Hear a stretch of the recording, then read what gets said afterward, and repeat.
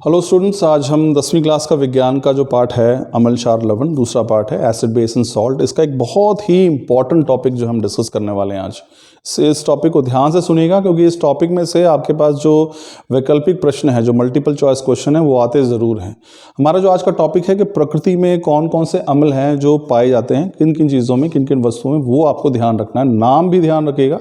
अब यहाँ पे महत्वपूर्ण क्या है? यहाँ पे महत्वपूर्ण है कि आपने उस पदार्थ को का नाम ध्यान रखना है जिसमें वो अम्ल पाया जाता है। उस पदार्थ में कौन सा अम्ल पाया जाता है ये भी आपने ध्यान रखना है। तो हम पढ़ेंगे अम्ल और उनके स्रोत। अब स्रोत देखिए, जैसे सबसे पहला उदाहरण यहाँ पे है, नींबू है, नारंगी है, संतरा है, मौसम्बी हो सकती है। यानी कि जो नींबू प्रजाति के जितने भी फल हैं उनके अंदर अम्ल पाया जाता है। नाम ध्यान रखिएगा, कौन सा अम्ल है? सिट्रिक अम्ल। तो नींबू प्रजाति के जितने भी पौधे हैं, चाहे वो नींबू है, चाहे मौसम्बी है, चाहे संतरा है, चाहे नारंगी है, इन सभी ये सभी नींबू प्रजाति के पौधे हैं और इन सभी में एक अम्ल पाया जाता है। इसकी वजह से इनमें खट्टापन होता है और वो अम्ल का नाम है सिट्रिक अम्ल। और इसलिए हम इनको सिट्रस फ्रूट भी कहते हैं। अगर आपको ध्यान हो तो नींबू है, संतरा, ये सारे सिट्रस फ्रूट हैं।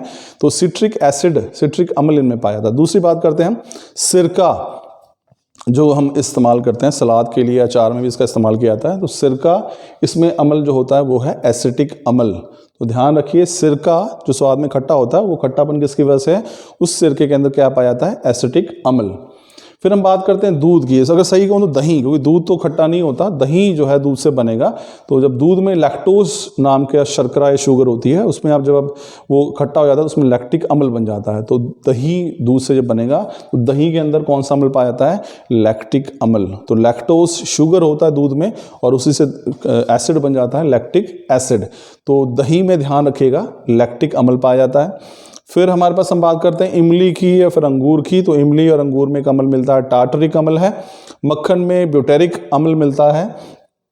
चींटी जो होती हैं, आपने ये प्रश्न आएगा आगे कि जो चींटी एक डंक है या जो कीट है, उनके डंक में जब वो काटते हैं आपको, तो वो डंक के जरिए क्या करते हैं? वो आपके शरीर में एक अम्ल छोड़ देते हैं और उस अम्ल का नाम है फॉर्मिक अम्ल, जिसको आप मिथनोइक अम्ल भी कहते हैं। तो ध्यान रखिए, चींटी के डंक में जो है, या फिर एक नेटल नाम का पौधा होता है, उसके डंक में जो है आमतौर पर एक अम्ल पाया जाता है। इसको हम बोलते हैं फॉर्मिक अम्ल। तो इसको हम मिथनोइक अम्ल भी कहते हैं। तो चींटी या फिर जो नेटल पौधा है उसके डंक में फॉर्मिक अम्ल जो है पाया जाता है। फिर चाय है जो हम पीते हैं आमतौर पर, आपने कभी शिकायत सुनी होगी लोगों को करते हुए कि भाई चाय पीने से मुझे एसिडिटी हो जाती है। तो चाय में से एसिडिटी क्यों होती है? क्योंकि चाय में टैनिक एसिड, टैनिक अम्ल जो है वो पाया जाता है। इसकी वजह से कई बार कुछ को तेजाब की शिकायत हो जाती है, खट्टे डकार आने शुरू हो जाते हैं। फिर हम बात करते हैं सोडा वाटर की। जो आप कोल्ड ड्रिंक पीते हैं, चाहे वो पेप्सी है, कोला, जो भी आप पीते हैं, उन सभी के अंदर एक जो है अम्ल होता है कार्बोनिक अम्ल। क्योंकि वहाँ पे क्या होता है, जो कोल्ड ड्रिंक्स आप पीते हैं, पेय पदार्थ जो होते हैं, उसके अंदर हम पानी के अंदर सिरप डालकर और कार्बन डाइऑक्साइड गैस डालते हैं। तो पानी और कार्बन डाइऑक्साइड जब आपस में मिलते हैं तो कार्बोनिक एसिड का निर्माण करते हैं।